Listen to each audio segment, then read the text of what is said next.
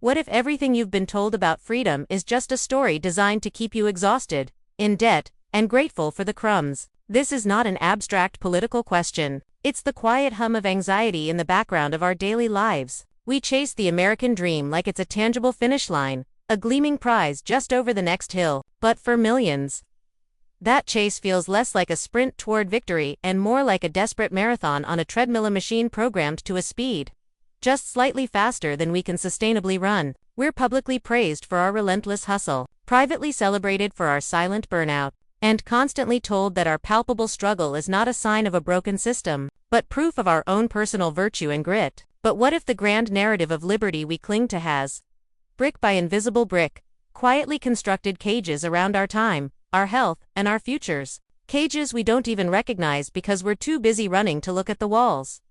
Let's start by talking about health, but let's skip the superficial kind you post about on social media. Let's talk about the health of the mind, the foundation of everything else. In Sweden, the process of accessing a qualified therapist is treated with the same bureaucratic simplicity as seeing a doctor for a common cold. It is seamlessly integrated into the robust public health system. There is no attached stigma, no looming threat of financial ruin. You feel the weight, you reach out, you get help. It is that straightforward. The system operates on a foundational belief. A population's mental well-being is a cornerstone of a functional, prosperous society. It is preventative maintenance on a national scale. Now, hold that image and contrast it sharply with the common experience here. My insurance plan, which was repeatedly ascribed to me as the good kind, the comprehensive kind, offered a grand total of 3 partially subsidized therapy sessions per calendar year. 3. It's a number that feels almost sarcastic, as if clinical depression or generalized anxiety politely schedules itself into neat, quarterly appointments. I vividly remember sitting at my kitchen table, not wrestling with the profound sadness itself, but doing frantic mental arithmetic on whether having a legitimate emotional breakdown was a fiscally responsible act for that month. The cost of a single session was more than my weekly grocery budget. That is not a healthcare system. That is a cold open-air marketplace. It is a transaction where your basic sanity is the product on the auction block, and you are perpetually being outbid by those with deeper pockets or better plans. We don't have a healthcare system. We have a relentless health auction where the highest bidder merely wins a chance to heal, while everyone else is left to manage their deteriorating lot. Or let's fundamentally reconsider how we move through the physical world. A basic component of liberty. In the Netherlands, a child receiving their first proper bicycle is treated not as a parental gift, but as a civic right, often facilitated or provided by the local municipality. Mobility is treated as essential public infrastructure, ranked alongside clean water and safe roads. It is freedom on 2 wheels, granted young and woven into the cultural fabric. The bike path network is a circulatory system for society, ensuring everyone, regardless of income, can participate. My used car, my tether to employment, died completely last winter. My job is a 6-mile drive away. There is no functional bus route. The nearest commuter train station is a $25 Uber ride from my home. So, at dawn, in sub-freezing temperatures, I walked along the gravel shoulder of a state highway, semi-trucks blasting past, shaking the ground beneath me, all to avoid being fired for a single absence. At one point, a man leaned out of his warm, financed sedan and yelled, "Get a car." I didn't have the breath to yell back, but the thought screamed in my head, I'm trying to afford the very idea of freedom you're selling. The brutal truth is, for many, we don't own our cars. Our crippling car payments own us. We haven't purchased mobility. We've leased our most basic freedom of movement from banks for 72 or 84 months at a time, with interest. We call it auto loan, but it functions as a mobility tax on the poor. And then there is the altar where we sacrifice most of our waking hours, work. In Japan, they have a specific, tragic word for it: karoshi, death by overwork. The phenomenon became such a profound national crisis, such a glaring symptom of a toxic corporate culture, that the government was forced to enact strict, legally binding limits on overtime. Companies face massive fines, and executives can face real legal consequences for violating these laws, protecting worker well-being. It was a societal intervention to stop people from literally working themselves into an early grave. Here, I've voluntarily, or rather, under constant, implicit duress, pulled 70-hour work weeks for the better part of a decade. This lifestyle is not condemned. It is celebrated under the trendy banner of hustle culture. Falling asleep at your desk is reframed as dedication. Chronic exhaustion is worn as a badge of honor. We have masterfully rebranded systemic exploitation as personal ambition. We wear our fatigue like a medal of honor, but we rarely stop to ask a critical question: who exactly is pinning this medal on us, and what do they gain from our depletion? Is this the freedom of boundless opportunity, or are we just expendable hamsters running faster and faster on a corporate wheel that someone else is spinning for their profit? Look at the place we are supposed to call a sanctuary: our homes. In Germany, the law is unequivocal. A landlord is legally required to provide a dwelling that is warm, properly insulated, and habitable year-round. Reliable heat during winter is not a luxury request. It is codified as a basic human right, not a subject for negotiation. Last year, during a brutal, record-breaking freeze, my ancient furnace failed. The text message from my landlord read, and I quote, "Space heaters are on sale at Walmart this week. Good luck." I slept in a winter parka, a knit hat, and gloves. I could see my own breath fog in the air of my rented bedroom. The legal framework in places like Germany protects a citizen's basic comfort by statute. Our framework often seems designed to protect the absolute right of a property owner to maximize profit, even if that profit comes directly from a tenant's preventable discomfort. Perhaps the most brutally transactional marketplace of all is the one for our own bodily survival. In Canada, a life-sustaining vial of insulin costs a patient around $30 to $35. Here, for the identical product from the same pharmaceutical company, the price is routinely 10 times that amount, often more. A diabetic friend of mine organizes his life around a monthly pilgrimage across the northern border. He isn't going for tourism, he is making a journey to procure the medicine that literally keeps him alive at a price that doesn't force him to choose between medication and rent. When this practice is derisively labeled socialism by critics, one must ask, what is the appropriate term for a system that willingly lets its citizens go bankrupt or die for lack of a fundamental, synthesizable hormone? We have normalized a state of medical desperation. We point to viral GoFundMe campaigns for cancer treatment as heartwarming tales of community, when they are, in a developed nation, a damning indictment of a catastrophically broken system. We have turned crowdfunding into a secondary healthcare infrastructure. What about the one truly non-renewable resource we all possess: time? In France, employees have a legally enforceable right to disconnect. When the workday ends, you are officially untouchable. Emails cease, phones don't ring, and the mental space of home is protected by law. Work is meant to stay at work. My former boss once called me during my grandmother's funeral service. His question was not about condolences. It was a demand for an immediate password to a server. And my first, instinctive reaction was not anger, but a profound, groveling apology for my temporary unavailability. We have so deeply internalized the capitalist ethos that our time belongs wholly to anyone who purchases a segment of it. True freedom should intrinsically include the right to exist meaningfully outside your job title, but we've allowed that concept to become a radical, almost subversive notion.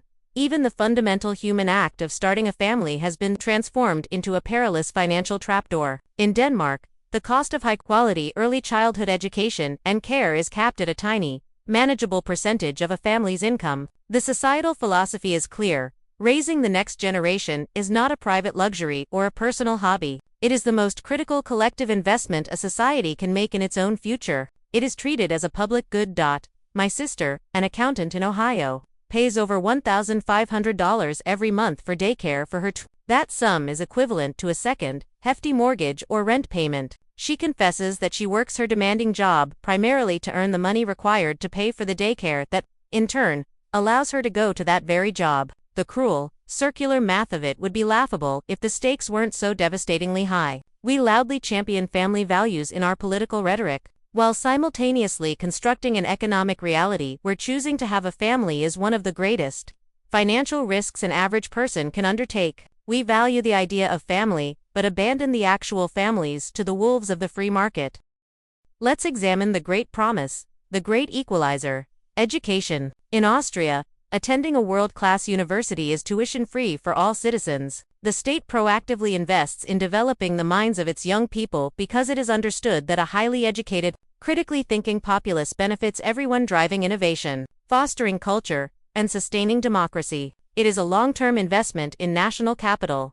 I have been out of my state university for 12 years. I am a professional. I have progressed in my career, and I still carry $87,000 in student loan debt. That debt is not an abstract number on a screen. It is a ghost, a silent passenger that sits beside me in the car for every major life decision. It whispers constraints when I think about moving, changing careers, buying a home, or saving for retirement. In systems like Austria's, knowledge is treated as a public good, a shared resource to be cultivated. Here, it has been meticulously transformed into a luxury consumer product, complete with a predatory, lifelong financing plan. Can a graduate, indentured to a six-figure debt before their first real paycheck, be rationally described as free? And what of the essential human need for rest, for true leisure? In Belgium, receiving at least 4 weeks of paid vacation annually is the standard baseline, not a rare, hard-won perk. Leisure is socially understood not as a decadent reward for total self-depletion, but as a non-negotiable requirement for sustained mental and physical health. It is part of the social contract. I once went for consecutive years without taking a single full week of vacation. When I finally, nervously, booked a 5-day trip, I spent the entire time with a knot in my stomach, compulsively refreshing my work email every hour, vibrating with low-grade anxiety that my temporary absence would reveal my dispensability. We have, as a culture, pathologized genuine relaxation. We view stillness and idleness with deep suspicion, conflating them with laziness. Our national ethos has dangerously confused constant, frantic motion with inherent worth and productivity. We are not living the dream we were sold. We are perpetually, exhaustingly servicing the massive financial and emotional debt of it. Finally, we must look at the most foundational layer of all: shelter, a place to exist. In Scotland, policymakers have instituted strict legal caps on how much a landlord can increase rent annually and how often. The governing principle is that a secure, affordable home is recognized first and foremost as a basic necessity for human dignity and stability, not as a pure financial investment vehicle for speculative wealth. My own rent was increased twice in a single calendar year. When I asked for a justification, the response was a one-line email: current market rate. I now spend over 50% of my net income simply to keep a roof over my head, a roof that, due to the nature of short-term leases, could be taken away from me with a mere 30 days' notice for virtually any reason. We have allowed housing to become a global speculative game for wealthy investors and institutional funds, while treating the people who actually need a place to live as inconvenient, transient players in their profit-seeking game. We mistake the freedom to invest in property with the freedom to have a home, and they are not the same thing. So let's pause and fundamentally reframe the question. What is real, tangible freedom? Is it the theoretical, bewildering right to choose from 50 different overpriced, underwhelming private health insurance plans? Or is it the practical, lived guarantee that visiting a doctor will not bankrupt you? Is it the celebrated opportunity to work yourself into the ground for 80 hours a week? Or is it the security to leave the office at a reasonable hour and have a life filled with relationships, hobbies, and peace? Is it the abstract, soaring liberty to become anything you want, while you are simultaneously crushed by the concrete, anchoring weight of 5 or 6 figures of non-dischargeable student debt from the very first day of your adult journey? Other advanced nations have made a conscious choice to engineer freedom directly into their societal infrastructure. They built freedom from the gut-wrenching fear of medical bankruptcy. They built freedom from the despair of choosing between medicine and meals. They built freedom from the tyranny of the 24/7 work email and the guilt of taking a vacation. They built freedom to breathe, to study, to raise children, and to grow old without being a single missed paycheck away from crisis. We, in contrast, have constructed a dazzling, overwhelming showroom of consumer choices: countless brands of cereal, hundreds of TV channels, a dozen ride-sharing apps. But we forgot to build the foundational security that allows people to actually enjoy those choices, or to even have the mental bandwidth to consider them. We have tragically mistaken relentless struggle for strength, and we have been convinced to point to our own pervasive exhaustion as the ultimate proof of our hard-won liberty. The greatest trick was convincing us the cage was the open sky. If this breakdown of the freedom we are relentlessly sold versus the substantive, practical freedom experienced elsewhere resonates with you, if it puts words to a quiet frustration you've felt, then hit the like button. That simple action tells the platform's algorithm that this crucial conversation matters and should reach more people. For more deep dives that critically examine the powerful narratives shaping our lives, our wallets, and our well-being, subscribe to The American Storyteller. We are here to question the stories we've been told.